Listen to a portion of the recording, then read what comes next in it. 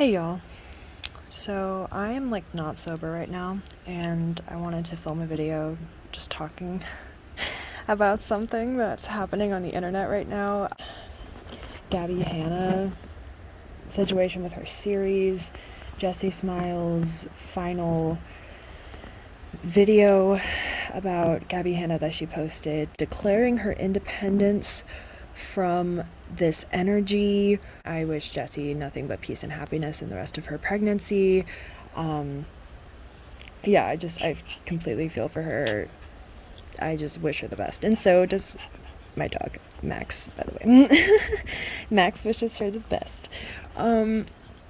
So I am popping in to say that Jessie's video was almost entirely provoked by Gabbie's video about the Jessie Smiles 3-hour phone call. I've left several comments on Gabbie's video, and I decided to make this video and talk about it because I've noticed that she is deleting comments, and I obviously don't know why she's leaving certain comments up and deleting others, especially since some of the comments she's left up from other people are more bluntly antagonistic to her than some of the ones that I've written. And other than this, Gabbie has been completely silent on the internet in the 4 days since Jessie has released her video, so it's interesting to see that she is very likely aware of all of the discourse that's going on right now, despite not posting anything. And many people are speculating if she is going to come back at all and finish her series and finally post those 2 full videos on Jessie Smiles that she claims prove that Jessie is her abuser. Hate that she made that claim, but yeah. Some people are saying there's no way that she could even come back with any sense of dignity, since there's no way she can explain away anything that Jessie talks about in her video without further showing her delusional tendencies, frankly. Gabbie truly pisses me off and disgusts me with her actions, but at the same time, I am going to truly try my hardest to be empathetic to her because I can see that she is struggling with severe mental health issues that I think are starting to affect her perception and grasp of reality. She's not causing just, carefree, fun, playful banter on the internet. Like, she's causing real harm. She is doing real harm to herself and others.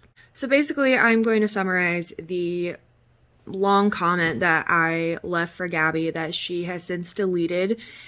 And after I summarize that, I'm just going to include and reference some examples and details that I think emphasize the fact that she needs serious help.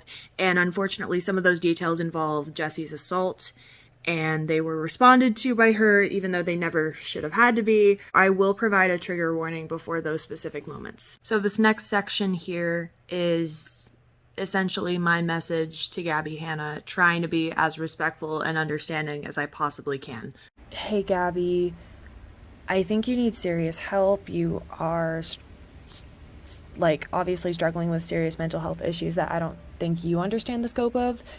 You suffer this really intense pressure to always be seen as a good person and always be seen as the wronged person in any situation. I'm not a psychiatrist, if you can tell, but that you might lack, literally, biologically, neurologically, even perhaps lack the ability to feel empathy for people.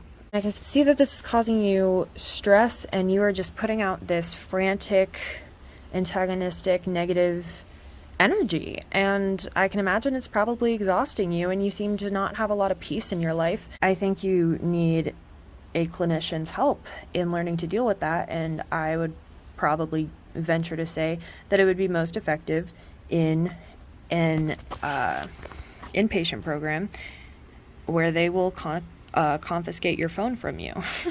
Just from an objective point of view, I think, as someone who has tried to see your side for as long as I could, honestly, it was literally easier for you to hear out a rapist than it was for you to listen to and process the legitimate literary criticisms of Rachel Oates when you sent her your fucking poetry book. It was actually easier for you to hear out a rapist than it was for you to hear out Rachel Oates, than it was for you to hear that Dominic DeAngelis didn't want to fuck you, than it was for you to be aware of the fact that Oscar Wilde liked to tweet about you. It was easier for you to hear out your best friend's rapist than it was for you to hear any criticism about yourself. That makes me seriously doubt your ability to empathize with human beings. There's nothing that you could say to anybody that would make them like not call you a rape apologist at this point, because it was literally easier for you to hear out your best friend's rapist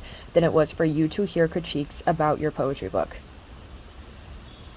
Period. Like, that's all I need to know. But even though that's all I need to know, I still know that I don't know if you actually meant for it to sound better for yourself to say that you told him I believe you when you say you didn't mean to hurt Jessie.